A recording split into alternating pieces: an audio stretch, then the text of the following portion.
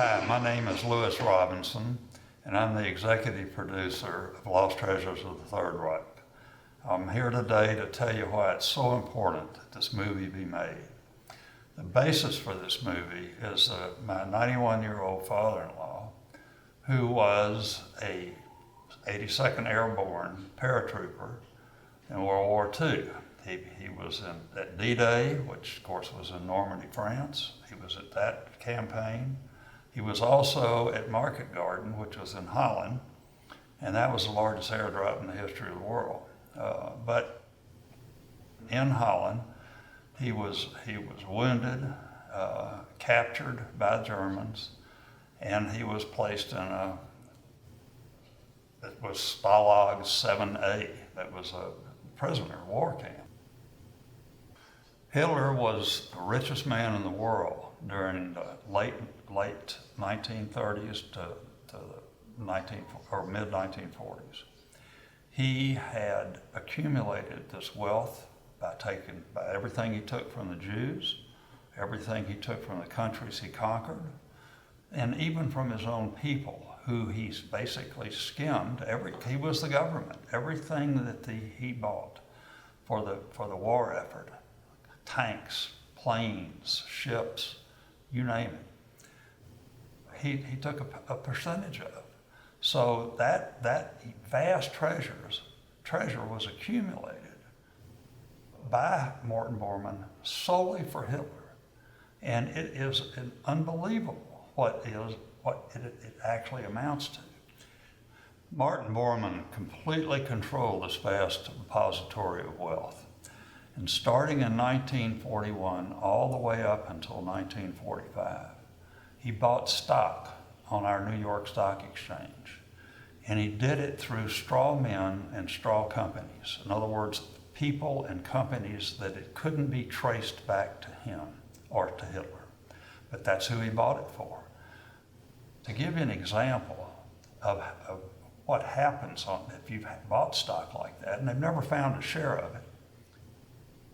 If you had Coca-Cola when it first went public, it was $40 a share. If you had it to 2012, it was worth $9.7 million. That's only if you'd bought one share. Another generally unknown fact is that from 1941 to 1945, Hitler had as honored guest in Berlin the number 2 man at the Muslim Brotherhood. Now, the Muslim Brotherhood started in 1928, and it was a fairly small organization, but by the time Hitler got involved with it, it got very large. So large that he financed an army of Muslims, and they wore SS uniforms that were identical to the SS uniforms under Hitler's command.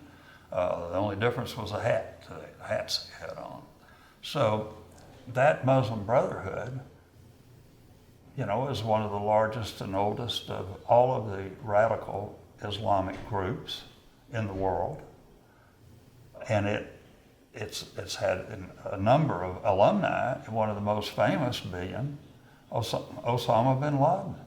So, you have to kind of wonder what's financing them today. There are 2 books that are very recent.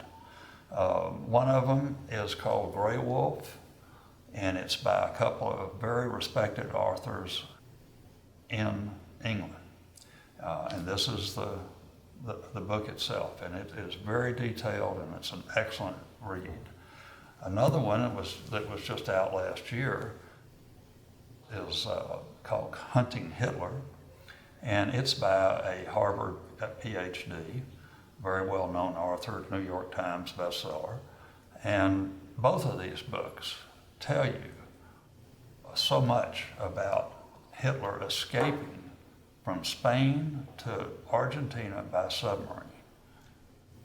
Additionally, besides these 2 books, other books have been published about this, and there have been numerous documentaries and movies like Monuments Men that basically establish the fact that only 20% or at the most, of what Hitler took and accumulated, or Borman did for him, has ever been found. So what happened to the other 80%? That's what this movie is all about. The lost treasures of the Third Reich. What happened to it? What happened to all the gold? What happened to the diamonds? What happened to the jewelry? Somebody has to know. Somebody has to know. Somebody in their mid-80s to mid-90s has to know what happened. And that's the reason we're doing this movie.